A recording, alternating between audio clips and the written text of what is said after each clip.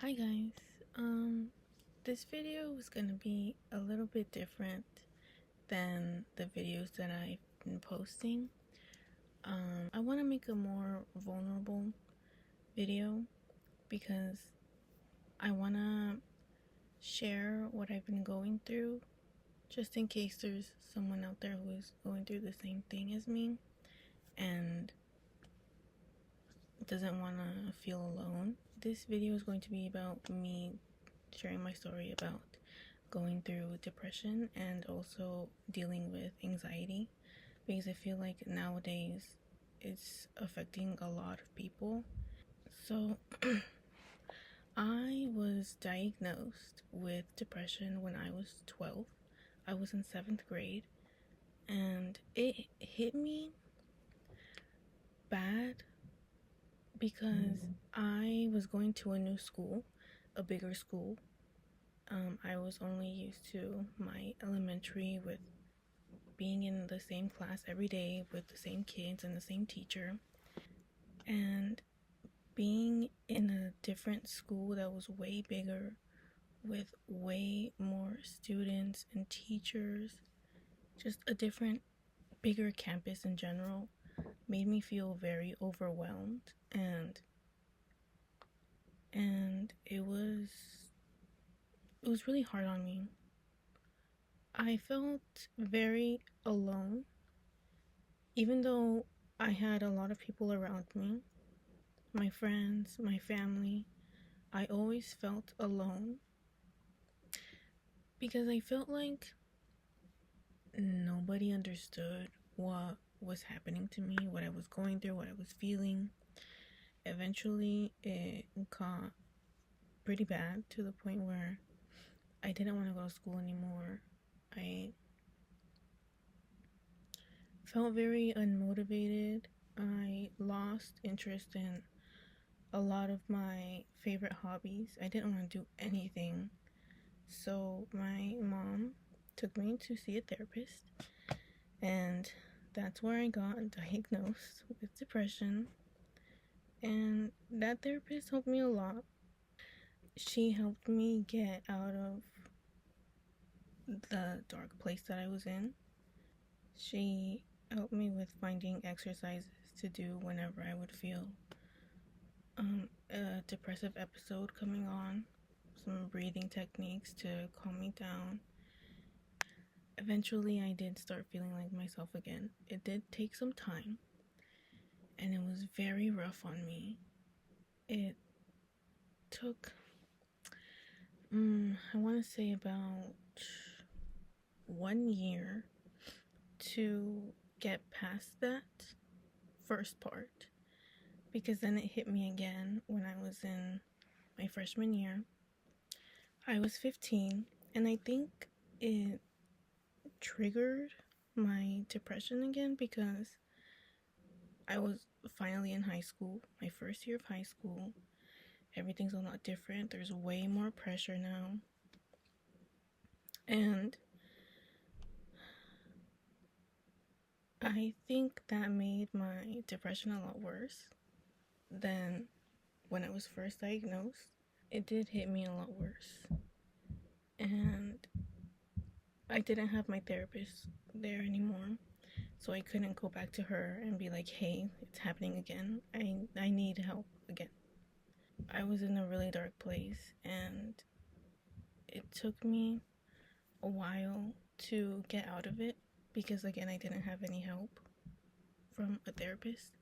It was just myself dealing with it, and just a lot of things were happening to me in that year that also made it worse.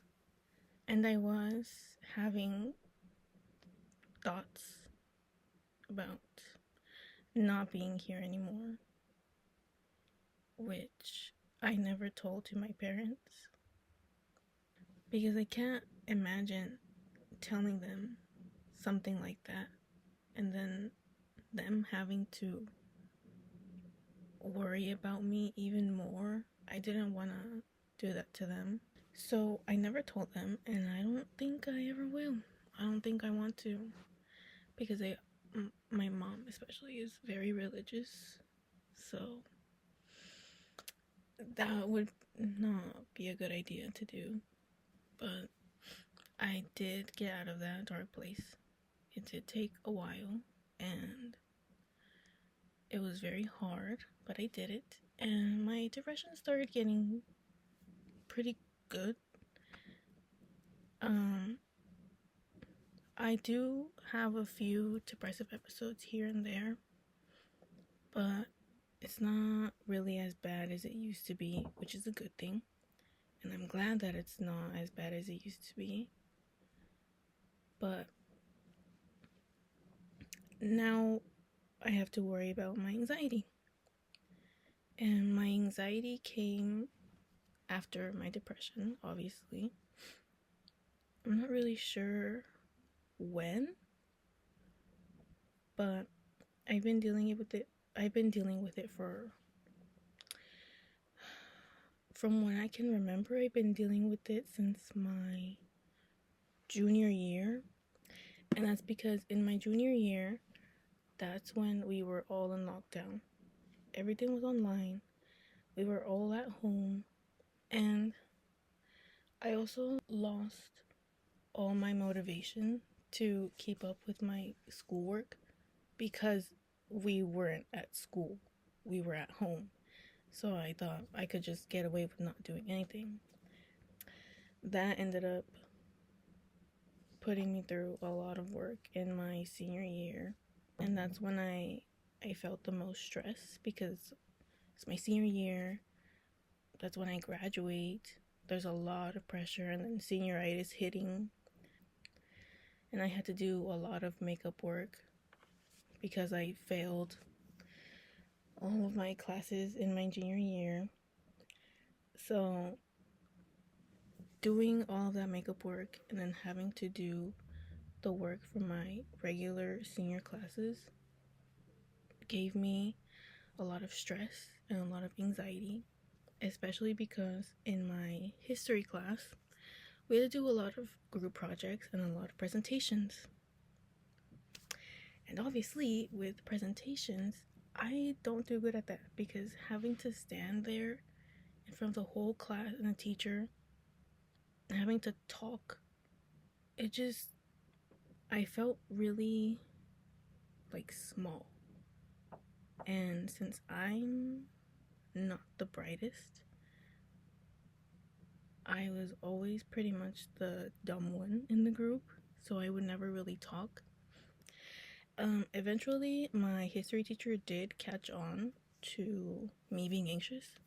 I'm not sure how she caught on, but I'm glad she did, because one day when we were doing our presentations for a certain project, she told me to stay after class and to present my project after class just to her, which made me feel so glad and happy that, one, the fact that she noticed that I was anxious and scared to present in front of everybody, and two, because I never thought that someone like her would be one of the teachers that would let students do that, because as a teacher, she was pretty strict. I was really glad that she did that though, because I would feel the most anxious when I was in her class because of the fact that we had so many projects, and also since it was a history class, the first semester was econ, the second one was government. So there was also debates to do in class, and obviously me being me, the way that I am with my anxiety and being an introvert and whatever, I did not look forward to doing that. So her noticing that I was nervous and anxious to do that just made me think of her differently in a good way, and I appreciated her doing that. But I feel like ever since I haven't been in school, Because after graduating, I didn't go to college because I had a really rough time in high school that I thought that going to college would make me feel even worse and would ruin my mental health a lot more. So that's why I chose not to go to college. But I feel like being outside of high school and being in the real life has still made my mental health worse, especially my anxiety. Recently, it's been getting pretty bad.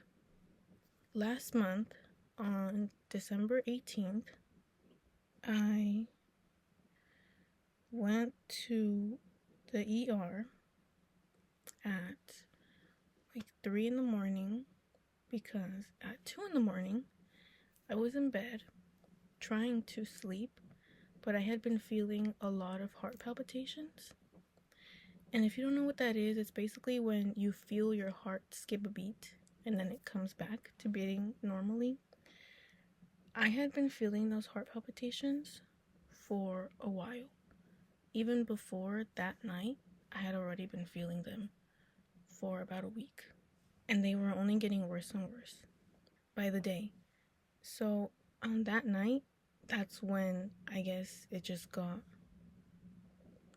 really bad to the point where it led to a really, really bad anxiety attack.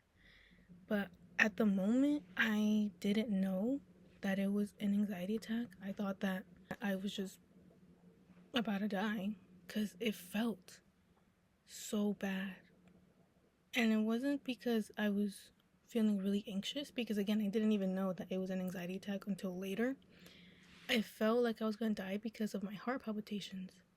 So I was worried that something was going on with my heart, which is why I ended up telling my parents I don't feel good. And they took me to the ER. And the way I was feeling when I was in bed, I was trying to calm myself down. I always, whenever I can't sleep or whenever I'm feeling kind of off, when I'm trying to sleep, I put in my earphones and I turn on some rain sounds, which usually helps me. But that night, again, it was just really bad that nothing helped me. So I was just laying there in my bed, listening to the rain sounds, trying to calm myself down. I could feel my heart palpitations getting worse by the minute. And I had previously gone to see my doctor about my heart palpitations because I was getting worried. And he told me that if I feel them for 15 minutes, more than 15 minutes straight, that it's time for me to go to the ER. So I timed them and it had reached 15 minutes. And that's when I said, okay, this is getting really bad. I have to do something. And I was kind of hesitant to do that at first because I didn't want to wake my parents up. But then I heard someone going to the bathroom. So I told myself, okay, when they come out, I'm telling them. I need to go. I'm telling them. I don't feel good. So that's what I did. As I was waiting for them to come out the bathroom, my symptoms were just getting worse. Not only did I have heart palpitations, I was also shaking like crazy. But not shaking like, oh my god, I'm nervous. Shaking like I was cold, like I was shivering. Especially my legs, I couldn't feel them. They were shaking so much. And I was really going through it. When I heard them come out the bathroom, I went out and I saw that it was my mom. I told her, Mommy, I don't feel good. She was like, ¿Qué sientes? What do you feel? And I just told her. She was like, okay, come sit down. She sat me down on the couch and I was just there. I was there with my knees up like this, trying to not feel it. And then all of a sudden, my legs just start to twitch. My mom's like, are you doing that on purpose? I'm like, no, I couldn't control it. she asked me, "Do you want to go to the hospital?" And I said yes. So she told my dad to take us. We got there at around 3:30. They took me in after a few minutes, and then she had me there and asking questions. They put, I don't know what they're called. They're like these sticky squares that they put on you to monitor your heart. They made me do a urine test. She told me to go back to the lobby, and we were waiting there until 6 a.m. They took us in, they plugged me up, they started monitoring me. My mom was in the room with me. They also drew my blood, and then after like 2-3 hours, they came back with my results. They told me that they didn't find anything wrong with me at all, that I was perfectly healthy, my heart was healthy, they didn't find anything wrong with my blood, and that I was, health-wise, I was okay. But I did mention to the nurse that I didn't know if I was feeling that because of my anxiety or because of something else. And she said that for my anxiety, I need to talk to my primary doctor and see what he tells me about that. She also did say that there was medications that she could give me, but I really don't want to be on any type of medication. Whether it's for my depression or my anxiety, I've never wanted to be on any medication because I just always felt like it wasn't needed, even though it would probably help me a lot. But I don't want to be on anything. Health-wise, I'm fine, but it still feels like I'm not, because ever since then, I haven't been feeling heart palpitations anymore. I feel them like once or twice throughout the day, but it's not every day like how it used to be. I still kind of get a little triggered, a little traumatized whenever I feel one though, because it was just really hard to deal with, because it takes me back to that day. Sleeping was something that also triggered me and like made me paranoid and traumatized, because I didn't want to feel that again. It was really scary to go through, and I never want to feel that ever again. So for a whole week, sleeping was a really big deal for me, because the thought of that happening again scared me so bad that I didn't want to sleep. I just wanted to skip the whole night, but obviously that's not possible. So on that day that I came back, I ended up sleeping in my parents' bedroom with my dad so that I wouldn't sleep alone, and in case anything happened, my dad would be right beside me. And after that, I tried sleeping in my own bed, but I don't know what it was about my bed. I guess it just took me back to that night. I wasn't comfortable in my bed anymore. I didn't want to be there. I just felt really uncomfortable there. I didn't want to sleep there again. And also, I don't have my own room. My sister and I share a room. Her bed is right across from mine. So I felt like her just being there made me kind of anxious, because I thought, well, if something happens to me again, I don't want to worry my sister. So I think I only spent 2 more nights sleeping in my own bed. After that, I told my parents that I would be sleeping on the couch just until I felt more comfortable falling asleep. I slept on the couch for 2 or 3 nights. On the last night of me sleeping there, the morning after, it was actually Christmas Eve. And I was really nervous for that day because we were going to go to my cousin's house, and that was going to be my first time being out of the house with more family since my trip to the hospital. So I was really nervous that whole day, and I just watched movies to keep my mind off of my anxiety and my heart palpitations and what I was feeling. And I was feeling pretty good until it got to the point where we were already in the car waiting outside of my sister's job to pick her up, because after we picked her we were going to go straight to their house.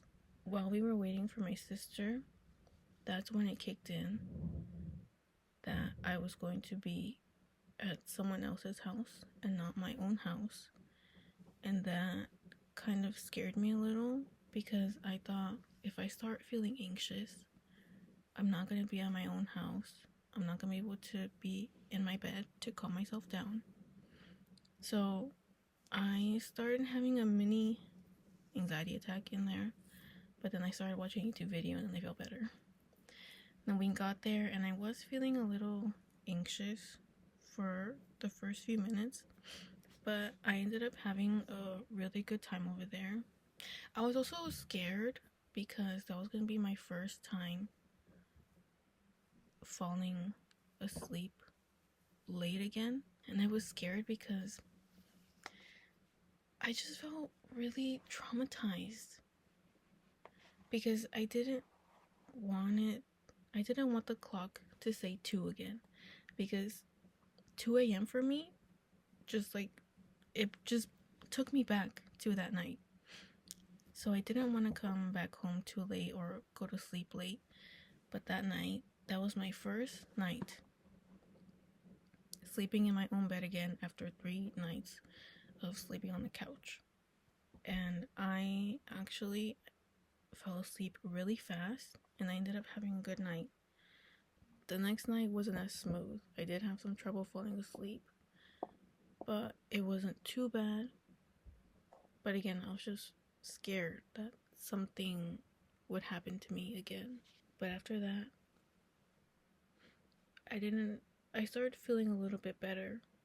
I wasn't really that anxious anymore. My heart palpitations were slowly going away because of the fact that I wasn't feeling that anxious anymore. And my mom told me that I should start taking some supplements that apparently help with anxiety. So I've been taking magnesium citrate because I read that magnesium citrate specifically helps with anxiety. And I feel like it was helping me for a while, but my anxiety started getting bad again. And it started on the first week of January, I think, when the winds started. Because those winds were so strong and they sounded so loud. And those winds also brought on the fires.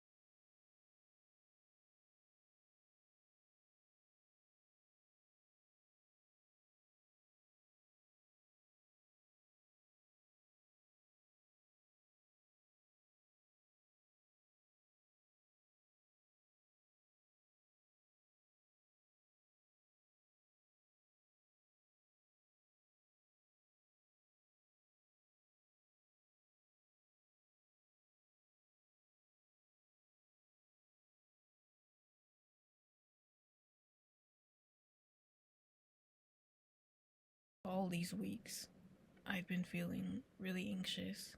There's a lot of stressful situations going on in the world right now, and I obviously see it all over TikTok, so I go on TikTok to get my mind off it, to distract myself. But then I just see my whole For You page being filled with the things that I'm trying to get my mind off of. So that really hasn't been helping my anxiety much at all. But I feel like nowadays, ever since I went to the hospital, everything gives me anxiety. I can't control it, I can't get rid of it, and I don't know why. And I'm scared that this is just gonna be my life now. Just being anxious over every single little thing that I think of. Which sucks. Because I don't wanna feel like this anymore. I wanna feel normal again. I don't wanna be going through this every single day of my life for the rest of my life. But there are things that I can do to help myself. But again, I don't want to be on any medication, so medication isn't really going to be something that I'm going to look into. I'm just going to try to find more supplements, I guess, that help with anxiety. But also, one of the things that's causing me anxiety right now is that my heart, even though I know that the nurse said that there was nothing wrong with my heart, I feel like there's just something going on because my heart has been racing for no reason. I'll be sitting down or laying down in my bed doing absolutely nothing, and my heart will be racing. And that makes me feel anxious because I don't know what's causing it. I don't know why my heart is racing. So that just makes me feel really anxious. But I have a cardiologist appointment coming up in like 2 weeks.